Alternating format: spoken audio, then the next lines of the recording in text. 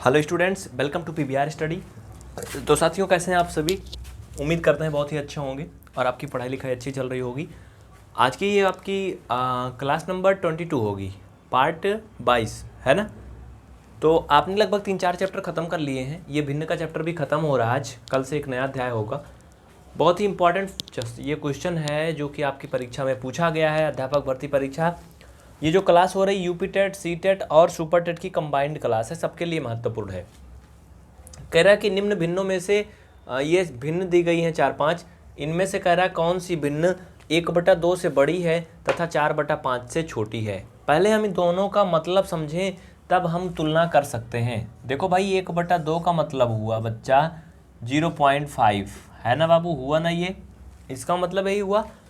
और 4/5 का मतलब क्या हुआ? भाग करोगे, आपको पता है बेसिक मैथ सबको आता है, ये भाग तो कर लोगे, 5×8 40 ना। इसका मतलब हुआ 50 पैसा लगभग है, अगर पैसे से तुलना करें इसका 80 पैसा। अब इन जो भिन्न दी गई है, कह रहा है इसमें कौन सी भिन्न 1/2 से बड़ी है, मतलब इससे बड़ी होनी चाहिए और इससे छोटी, यानी 50 पैसा और 80 पैसा के बीच में किस भिन्न का मान है। मतलब जो इससे भी छोटी होगी उससे कोई मतलब नहीं है, जो इससे भी बड़ी होगी उससे भी कोई मतलब नहीं है, जो इन दोनों के बीच में हमें उसी को निकालना है। तो देखो, अगर इनको आप करोगे, ये ऑप्शन में दिया है, ये सीधी सी बात है 0.8 होगा, ये इसके बराबर है। जैसा ये कह रहा है छोटी बड़ी, वैसा तो है नहीं, बराबर है, तो इससे हमें कोई मतलब है नहीं। अगर हम इसको बात करें तो बच्चा ये 70 पैसा है बाबू। कितना है ये? 70 पैसा है।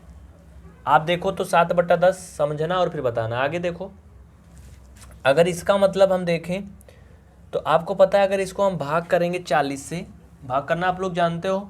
और हाँ, एक बात और समझ लो, अगर हम वैसे देखें तो हमें उत्तर मिल गया है। क्यों हमें उत्तर इसलिए मिल गया है? कह रहा है निम्नलिखित में से कौन सी भिन्न, यानी हमें तो सिर्फ एक ही भिन्न चाहिए ना, एक से अधिक तो चाहिए नहीं। इसमें ऑप्शन एक ही सही होगा, सब तो सही नहीं होंगे। तो हमें ये मिल गया क्योंकि ये 70 पैसा है ना भाई, ये 50 पैसा है, 80 पैसा है, तो 50 और 80 के बीच में ही तो 70 आएगा ना, हमें बीच वाले तो निकालना है ना। तो इसका राइट आंसर हो जाएगा बी। ठीक है, और सब करने का कोई ज़रूरत ही नहीं है। समझ गए ना, इससे सबसे कोई मतलब नहीं है, क्योंकि कंपटीशन की अगर परीक्षा है तो उसमें सिर्फ एक ही ऑप्शन सही होगा, सब तो सही नहीं होंगे। तो बस हो गया ये क्वेश्चन। चलिए अगले सवाल पे चलते हैं। इनमें सारे ऑप्शन नहीं चेक करने, अगर नहीं मिलता दूसरे पे तो हम और भी ऑप्शन चेक करते हैं, लेकिन और ऑप्शन से हमसे कोई मतलब है नहीं। चलिए अगला देखते हैं। अगर आपको ये भाग करना नहीं आता कैसे हुआ, तो आप जीरो लेवल मैथ देखिए, बेसिक मैथ, जिससे कि आपको ये सब आ जाए, वहाँ पर हम इसको डिस्क्राइब करते हैं। नेक्स्ट क्वेश्चन आपके सामने आ रहा बहुत जल्दी, इसका स्क्रीनशॉट ले लीजिए। अगले सवाल के लिए बस थोड़ा सा 2 सेकेंड। अगला क्वेश्चन आपके सामने है, बहुत ही सिंपल है और ये आपकी अध्यापक भर्ती परीक्षा में पूछा गया सवाल है, बहुत ही प्यार से देखना। कह रहा कि एक भिन्न 5/8 के तुल्य है। तुल्य का मतलब होता है इक्वालियंट है, इसके हर व अंश का योग 91 है, यानी हर और अंश मतलब नुमरेटर एंड डिनोमिनेटर को जब ऐड किया जाता है तो उनका जो सम आता है 91 आता है। इस भिन्न के अंश व हर में क्या अंतर है, क्या डिफरेंट है, ये बताना है। चलिए सबसे पहले हम न्यूमरेटर को मानते हैं। Let's numerator is x। Hindi में हम लिखेंगे, माना दी गई भिन्न का अंश बराबर, क्या लिखेंगे? अंश बराबर x। ठीक है भाई, सिंपल सी बात है। कह रहा है अंश व हर का योगफल 91 है, तो अगर ऐसे देखा जाए तो हमें दोनों मिल जाएगा। देखो समझो, अगर अंश x है, कह रहा कि अंश और प्लस हर बराबर 91 है, ये बोल रहा है। हमने अंश को x मान लिया है, तो x प्लस हर बराबर 91। यहाँ से हर बराबर लोगे तो 91 माइनस x, यानी हमें दोनों चीज़ें मिल जाएंगी, अंश x और हर 91 माइनस x।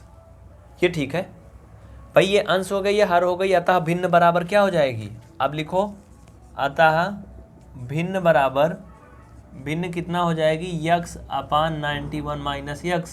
तो ये तो ऐसे कोई भिन्न होगी नहीं, लेकिन इसमें यह भी कह रहा था कि इसके तुल्य है। तुल्य का मतलब होता बराबर है, उसके इक्वालियंट है। ठीक है, तो अब क्या करोगे? प्रश्नानुसार देखो, मैं एकदम विस्तार से बता रहा हूँ, आप इनको इक्वल कर दोगे। x/91 माइनस x इक्वल 5/8 के बराबर कर दोगे, क्रॉस मल्टीपल कर लो, तो 8x बराबर ये 5 और 91 माइनस x। ठीक है, इसको तो कर लोगे ना। इस तरह से आप इनको हल करोगे तो इसका आंसर कितना आएगा? 21 आएगा। इसमें कोई किसी को झंझट नहीं होना चाहिए।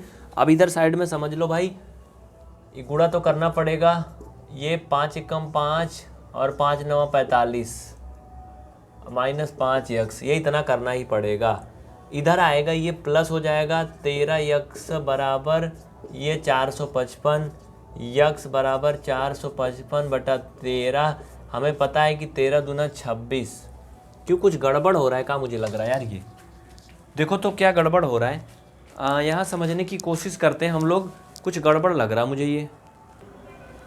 देखो ये गड़बड़ कुछ भी नहीं है, ये बस केवल भाग सही सही कर लो बस, मुझे जहाँ तक यही लग रहा है। देखो ये भाग हम लोगों ने थोड़ा मिस्टेक किया, नीचे थोड़ा कम दिख रहा है, ऊपर चलो, ऊपर चलें, यहाँ साइड में कर लो भाई। देखो समझो, यहाँ पे यक्स का वैल्यू फाइंड करोगे जब आप, तो यक्स बराबर ये 455 बटा 13 हो जाएगा। 13 तिया 39, 13 पचे 65 ना भाई, 6 हो जाएगा 65। यक्स का मान कितना आ गया 35, मतलब ये क्या है, अंश है।